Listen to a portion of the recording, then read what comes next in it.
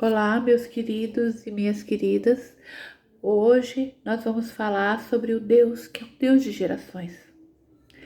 E o Senhor me deu uma palavra no livro de Ezequiel 47 e eu gostaria de compartilhar essa palavra com vocês. Vamos ler?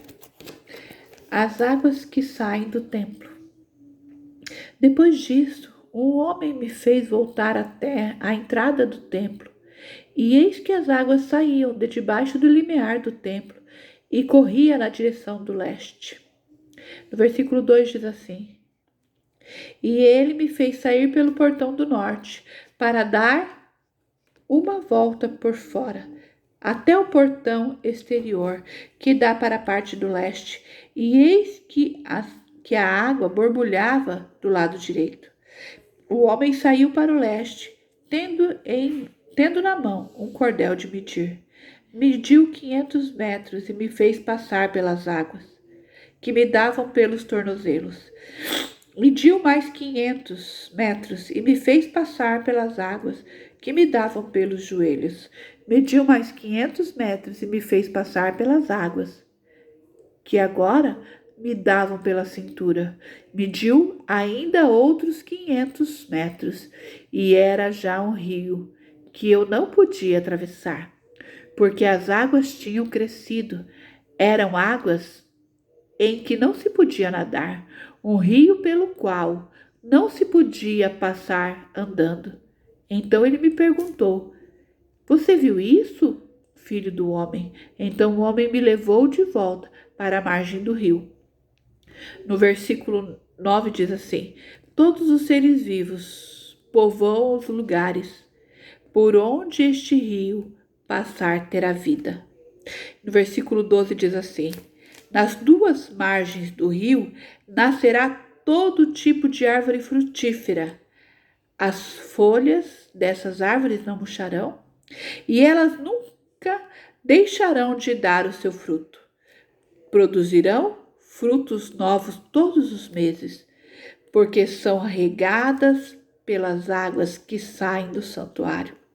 Os seus frutos servirão de alimento e as suas folhas de remédio. No livro de Jeremias 17 também há várias menções na Bíblia sobre a árvore simbolizando o homem. E eu vou compartilhar aqui no livro de Jeremias, no versículo 17, os 7 e 8. Mas bendito é o homem cuja confiança nele está. Ele será como a árvore plantada junto às águas que estendem as suas raízes para o ribeiro. Ela não temerá quando chegar o calor, porque as suas folhas estão sempre verdes. Não ficará ansiosa no ano da seca, nem deixará de dar o seu fruto. Somente até aqui.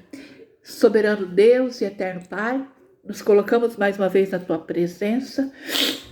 E eu quero te clamar, Senhor, em nome do teu Filho amado Jesus Cristo, uma oração movida, guiada e direcionada pelo teu Espírito Santo. Eu sei que o Senhor já se faz presente nas nossas vidas. Eu sei que o Senhor está aqui. Pai, eu peço a Ti, em nome do teu Filho amado Jesus Cristo, que esta palavra seja uma palavra movida, guiada e direcionada por Ti. Flui do meu ventre como rios de águas vivas. Pai, eu peço a Ti, em nome de Jesus, que esta palavra seja uma palavra que edifique, que exorte dentro do que precisa exortar, que edifique, que console, que tenha o seu objetivo alcançado, Senhor, que toda a palavra que sair da minha boca, ela não seja uma palavra simplesmente sobre um entendimento natural, mas que o teu Espírito Santo entre em cada lar que esta palavra alcançar, Senhor, trazendo, Senhor, o entendimento, trazendo a revelação da tua palavra, fluindo, Senhor, frutificando, ó Pai. Em nome de Jesus eu te peço. Amém. Quando Deus me deu essa palavra há muitos anos atrás, o Senhor me falou sobre o rio Quissara. Que esse rio, quando Ezequiel teve essa visão, veio um anjo, um homem, e em outras traduções diz que veio um anjo, que mediu, ele que tinha um cordel de medir e mediu 500 metros e me fez passar pelas águas que me davam pelos tornozelos. E ele foi medindo, e conforme ele media, ele foi entrando sobre as águas, foi entrando nas águas até águas que não davam mais para nadar, e ele mergulhou naquele rio, e o Senhor trouxe ele de volta. Aquele anjo trouxe ele de volta e passou ele teve essa experiência. Quando Deus me trouxe essa palavra, na minha adolescência também, eu estava no monte em oração e Deus me deu a revelação dessa palavra. Eu fiquei encantado com o que Deus me disse naquele dia, e hoje o Espírito Santo me fez relembrar. Porque aqui ela está dizendo assim que o anjo foi medindo, trazendo ali para aquele homem o entendimento das impurezas, e a palavra vem porque ela é o rio e lava. Através do entendimento nós somos lavados, transformados e renovados pelo poder da palavra. Se nós não nos vermos, não existe a possibilidade de sermos transformados. Precisamos nos enxergar, precisamos ter esse encontro com o Senhor, né? E há uns 4 anos atrás, não, mais, acredito que uns 5 anos atrás, eu venho passando um processo onde o Senhor me fez eu me calar e fez eu reaprender com Ele algumas coisas. Ainda continuo nesse processo, acredito que até a vinda dele nós continuaremos, todos nós, no processo de aprender com Ele, aprender a servir com Ele. E eu estava vindo de um lugar e aquele dia o Senhor falou assim, eu falei assim com Deus dentro do meu espírito: Pai, por que o Senhor me traz as revelações tão profundas da Tua palavra? Eu sinto um oceano dentro de mim e o Senhor me revela tantas coisas e eu não posso falar. Não tem ninguém que ouça. E eu perguntei a Deus: por que o Senhor me escolheu? Porque quando eu tinha 10 anos, veio uma profeta, uma missionária na época, e orou por mim e falou que Deus tinha um chamado à minha vida e que eu seria missionária e tal. E eu dediquei a minha vida, eu acreditei naquela profecia. E aquela profecia se tornou vida em mim. Então tudo que eu ia fazer, mesmo às vezes que eu estava afastado dos caminhos do Senhor, eu dizia: não, mas eu vou ser uma missionária. Eu não posso namorar esse rapaz e casar com ele porque eu vou ser uma missionária. E tudo eu pensava assim.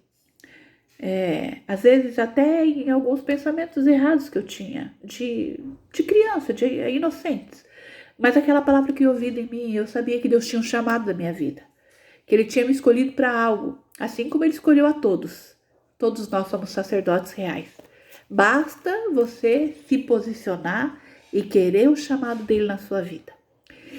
E aí, passou-se os anos, eu fiz algumas obras, tirei algumas pessoas da rua, como eu já falei em outras ministrações, mas antes disso eu já ministrava a palavra como jovem, nos grupos de jovens, em outros lugares que me chamavam, era convidada até para outras cidades, e Deus fazia muitas coisas, e meu coração se alegrava muito. Só que aí passei por esse processo todo, né? E chegou esse momento de Deus me falar: não é hora. Agora é hora de você reaprender comigo. Você é religiosa, você pensa que faz muitas coisas que você faz por amor a mim, mas existe muitas coisas que você faz por mim e sem mim. E eu quero te ensinar, porque o nosso Pai é amoroso. Não é como o homem que te julga. Ele é um Deus de amor. E aí eu fiz esse questionamento ao Senhor. Poxa, Senhor, tantos anos me dedicando até a minha linguagem, até a linguagem de quem se dedica somente à obra. Quem pastoreia, ele é um pouco diferente, porque a gente só vive esse ambiente. E aí eu tive que reaprender a viver numa vida secular, uma vida normal, aonde o Senhor tinha muitas coisas para me ensinar, como eu disse, e tem até hoje. Tenho aprendido muito com Deus, né? Porque eu vivia ali naquele ambiente me achando a santa. Hoje eu entendo que santo é o Senhor e Ele nos santifica todos os dias através do seu sangue. E aí eu fiz essa pergunta ao Senhor e eu disse: por que o Senhor me escolheu, Senhor? E aí o Senhor me disse: te escolhi para ser salva. Quando Deus revela algo no nosso espírito, Ele não vem somente com essa palavra. Ele vem na sua plenitude do entendimento. E eu entendi que eu precisava passar pelo rio. Para mim ser rio que cura, eu preciso passar por este rio. Eu preciso me ver, como Isaías teve aquela experiência no Isaías no versículo 6, que ele tem um encontro com Deus ali no templo, e a primeira coisa que ele vê é o seu pecado. Passou todos os versículos anteriores vendo o pecado da nação, ele já era profeta, ele já era um homem reconhecido como um homem de Deus, porém naquele momento ele se viu. E o coração dele mudou, passou de acusador para um homem que tinha compaixão. E quando Deus pergunta para ele, a quem enviarei? Ele diz, envia-me a mim. Envia-me a mim. Porque ele entendeu quem ele era. Ali o Senhor tocou e tirou o pecado dele e colocou no coração dele um amor verdadeiro pela nação. Não um amor só de alguém que tem um conhecimento, não um amor de alguém que só tem um chamado. Porque não basta ter um chamado e não basta ter um conhecimento. Nós precisamos ter esse encontro que Isaías teve. E Ezequiel tem esse encontro aqui, que ele vê esse rio que passa por ele e o enche. Irmãos, passar por este processo, onde o cordel vai nos medindo, vai nos mostrando quem somos, e nós vamos sendo limpos aos poucos com a misericórdia do Senhor, é isso que o Senhor quer fazer nas nossas vidas. Através do entendimento da palavra, através do conhecimento da palavra, Ele quer nos lavar. Ele quer nos lavar e nos levar além, até que Ele transborde em nós, até que Ele nos lave ao ponto de que nós possamos ser esse rio sarador. E quando ele fala aqui das árvores, ele está falando de famílias. Ele pode te transformar em um rio sarador e você alcançar nações, e você alcançar famílias. Porque a árvore também simboliza a família. E a Bíblia fala do fruto que é dado ao seu tempo. O Senhor nos chamou para sermos árvores frutíferas. E a nossa geração precisa aprender conosco a ser árvore frutífera. E nós também precisamos pedir perdão a Deus sobre o pecado dos nossos antepassados. Mas alguns dizem, mas eles já morreram. Mas a palavra do Senhor, por diversas vezes, fala que o Senhor é um Deus de gerações. Por que ele cita? Por que o livro do Evangelho traz a genealogia de Jesus? Se ele não se importa. Porque nos Salmos a gente vê o Senhor, eu vou até falar de um versículo aqui, que eu achei interessante. No Salmo 78, é só uma das referências. Ele diz assim que ele rejeitou os descendentes de José. E não escolheu a tribo de Efraim, pelo contrário, ele escolheu a tribo de Judá. O monte de Sião, que ele tanto ama. Isso no versículo 67 do Salmo 78, tá? No capítulo 79 do versículo 8 diz assim: não nos castigues por causa dos pecados dos nossos antepassados, mas tem misericórdia de nós agora, pois estamos completamente desanimados. Então, por diversas vezes a gente vê o pecado das gerações visitando o povo. A gente sabe que o pecado que nos traz a paz estava sobre ele. No livro de Isaías fala sobre isso, e eu acredito que todos aqueles que são cristãos entendem o que Jesus fez por nós na cruz. É claro que ele se fez maldito para que nós fôssemos abençoados. Ele se fez enfermo para que nós fôssemos curados. Porém, a falta do entendimento nos faz perecer. A palavra nos diz sobre isso. Nós não conhecemos a palavra e nem o poder que contém nela. E muitas vezes perecemos por conta disso. Então, se essa palavra é tão real, porque muitas vezes as pessoas combatem, por que eu vou pedir perdão pelas minhas gerações anteriores? Porque se Jesus morreu na cruz por mim, então eu já estou perdoado. Se eu passei pela cruz e se eu fui batizado, basta. Mas eu quero te dizer uma coisa. Jesus se fez enfermo para que você fosse curado. E a enfermidade na sua família? Enfermidades geracionais? Acontecem até hoje na sua casa? Seu avô morreu com pressão alta, infarto ou diabetes, desculpa, os seus pais também trouxeram a mesma enfermidade e outra essa enfermidade visita você ou os seus filhos? Por que se você é cristão e Jesus morreu por você na cruz do Calvário e ele se fez enfermo para que você fosse curado, isso acontece? Porque a palavra precisa ser plena em você. Esse rio precisa te lavar. Você precisa ter o entendimento de cruz, do que Jesus te deu na cruz do Calvário. Esse entendimento. Porém, nós precisamos, quando nós chegamos até a cruz, dizer: Deus, perdoa o pecado dos meus antepassados. Quer seja a idolatria, quer seja a prostituição, quer seja a pedofilia, a pornografia, quer seja qual for o pecado que eles trouxeram até aqui. Que isto não visite a minha geração. Porque Deus é um Deus de palavra. Nós precisamos proferir a sua palavra. No livro de Provérbios diz que a morte e a vida estão no poder da nossa língua. Nós temos a autoridade. Quando Deus, no Gênesis, disse: haja, e houve o céu, e houve as estrelas, e houve o dia, e houve a noite, foi pelo poder da sua palavra. E quando ele fez o homem, ele compartilhou dessa autoridade conosco. Porque se não fosse assim, Provérbios não diria que o poder da vida e da morte está na nossa língua. Nós temos a autoridade sobre as nossas palavras. E o mundo espiritual se move através das nossas palavras. Senão não era necessária a oração. Senão não era necessário expulsar os demônios pelo poder de Jesus através da palavra. Bastava a nossa presença. Mas o Senhor nos deu autoridade para pisar cobras e escorpiões.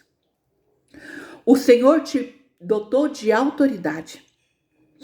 Então é necessário nós pedirmos perdão pela iniquidade passada e pelos nossos pecados presentes e apresentar a nossa geração ao Senhor para que eles sejam abençoados através da cruz do Calvário, porque ele morreu para que isso acontecesse. Mas é necessário eu liberar essas palavras. É cultural no Brasil nós amaldiçoarmos os nossos filhos desde criança. Quem nunca ouviu o seu pai ou a sua avó chamar você ou seus filhos de sapeca, peralta, sem vergonha? São palavras altamente prejudiciais e que nós, com a nossa boca, liberamos muitas vezes para os nossos filhos. Ou os nossos avós. Ai, que criança sapeca. Sapeca tem atributos dados a Satanás. Diz de uma pessoa lasciviosa, dada à prostituição. Cada palavra dessa tem um significado e os pais têm autoridade sobre os filhos. Antigamente, no Velho Testamento, era com a palavra que se abençoava e dava a herança para o seu filho. A gente conhece a história de Esaú e Isaac. A palavra era liberada e por esta palavra coisas aconteciam. E o povo de Israel acreditava muito, como acredita até hoje. Os filhos dificilmente você vê no povo judeu a pobreza, a miséria. Um judeu que não tenha sabedoria e que não seja próspero. Porque é cultural da região deles abençoar os seus filhos. Ensinar eles debaixo da palavra e abençoá-los todos os dias. São chamados seus filhos e proferido palavras de bênção sobre ele, ao contrário do que acontece aqui no Brasil. E o Senhor nos diz que ele quer nos fazer rios saradores. Talvez você não tenha sido escolhido para ser um pastor, uma pastora, uma missionária que libera esta palavra. Mas você é uma mãe, você é um pai. Você pode ser um rio sarador. Mas para isso você precisa ter entendimento de quem você é. Você precisa entender quais são os seus pecados e por que eles moram em você. De onde vieram eles? As lutas que você tem, talvez não são só suas. Talvez foram lutas dos seus pais. Talvez isso foi implantado na sua genética. As enfermidades, as lutas emocionais, espirituais. A gente ouve falar que o pai divorciou, a mãe divorciou, os filhos divorciam. Isso até é estatisticamente provado. Na família a mãe foi abusada, a avó foi abusada, a filha foi abusada sexualmente. São maldições hereditárias. Pode alguém dizer que isso não existe? Pode dizer que pela cruz isso foi extinguido se eu aceito Jesus? Não é mentira, é real. Desde que eu me posicione e passe pela cruz com o entendimento do que quer dizer esta palavra. Eu preciso tomar posse desta palavra de uma forma real, não como se fosse uma historinha bíblica apenas. Não como se fosse um dizer, uma história bonita que alguém conta. Você precisa entender o que Jesus fez por você na cruz do Calvário. E você precisa lançar na cruz o pecado, pedindo perdão pelo pecado dos seus antepassados, pelo que eles cometeram, pelo que você ainda comete, pedindo para Deus gerar no seu coração arrependimento, para que você tenha autoridade de orar para os seus filhos e quebrar esta maldição. Dentro do que Jesus fez, é teu direito, é meu direito. Ele conquistou isso na cruz do Calvário. Ele conquistou. Ele padeceu para que nós fôssemos curados. Eu quero dizer para você esta noite. Eu digo esta noite, não sei se você vai ouvir à tarde, de dia, mas não importa o horário. O que importa é o conteúdo. Que você entre no seu quarto e diga: Deus, perdoa os pecados dos meus antepassados. A tua palavra diz que o Senhor se fez maldito para que eu fosse abençoada. E que a minha geração fosse abençoada. Então eu abençoo a minha geração a partir de agora, a partir daqui. Recolha as palavras que um dia você disse e amaldiçoou seus filhos. Eu tinha um amigo que eu gostava muito dele, como meu amigo, como um irmão. E era um menino que não fumava, era um menino que não se drogava, era um menino bom, aparentemente de caráter. E o pai dele chamava ele todos os dias que ele era um drogado, que ele era um menino que não prestava, que ele era um vagabundo, desculpe a palavra. E passou-se alguns anos. Esse moço começou a se drogar, começou a fumar. Um menino que não fumava de jeito nenhum. Na adolescência era legal fumar. Os amigos dele fumavam, mas ele não tinha tal postura. Mas o pai dele liberava todos os dias essa palavra para ele. E isso foi entrando no coração dele, foi criando vida. E ele virou um menino usuário de droga. Ele virou um menino perdido. Foi trabalhar numa boate, numa casa noturna. Foi preso depois de uns anos por passar droga. E a vida dele foi destruída. Porque o pai liberava palavras de destruição sobre aquele menino. Muitas vezes a gente, na ira, sem dar o fruto, profere palavras para os nossos filhos, para a nossa geração. Ou por falta de conhecimento e falta de liberação de perdão no nosso coração, como filhos, aceitamos as palavras dos nossos pais, sem liberar o perdão porque eles não têm o conhecimento. Porque se você não libera o perdão, aquela palavra também se torna vida em você. Então, se você é um filho ou uma filha que está ouvindo isso, e um dia os seus pais amaldiçoaram você com palavras constantes de ruína e de destruição, e o seu coração era magoado com isso, pelo amor de Jesus, pelo que ele fez na cruz do Calvário, porque ele perdoou todos.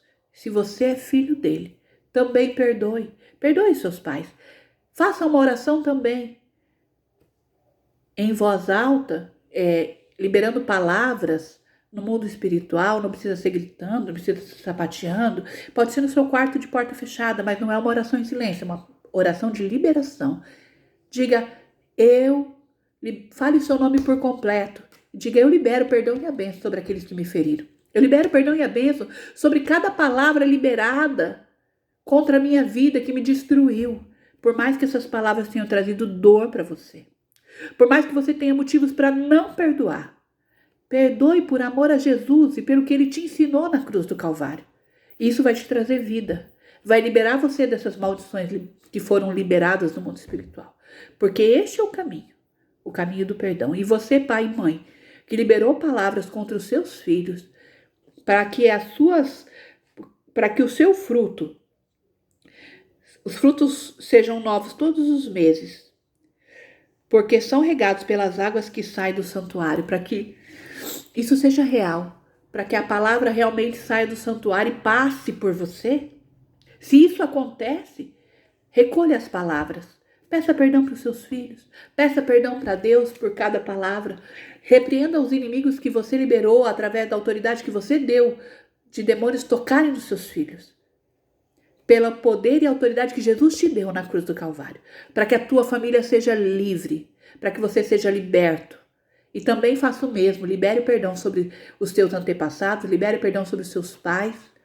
Não cometa os mesmos erros. Jesus veio para nos dar uma vida nova. E veio nos ensinar a dar fruto ao seu tempo. Que essa palavra seja vida para você, para a tua casa, para a tua família. Em nome de Jesus. Que esse rio sarador primeiro te sare. Porque foi isso que o Senhor me disse. Lilian, eu te escolhi para a salvação. Foi isso que Jesus disse para Isaías. Isaías, eu te escolhi para a salvação. Eu vou te curar primeiro. Primeiro eu vou sarar você. Primeiro eu vou te mostrar o que é o verdadeiro evangelho. E através disso, a hora que você estiver curada, aí sim o rio pode fluir de você, de verdade, e curar famílias, incluindo curar você e a sua casa. Amém? Essa é a palavra que Deus colocou no meu coração. E eu quero orar junto com você. Quero liberar essas palavras sobre a tua vida.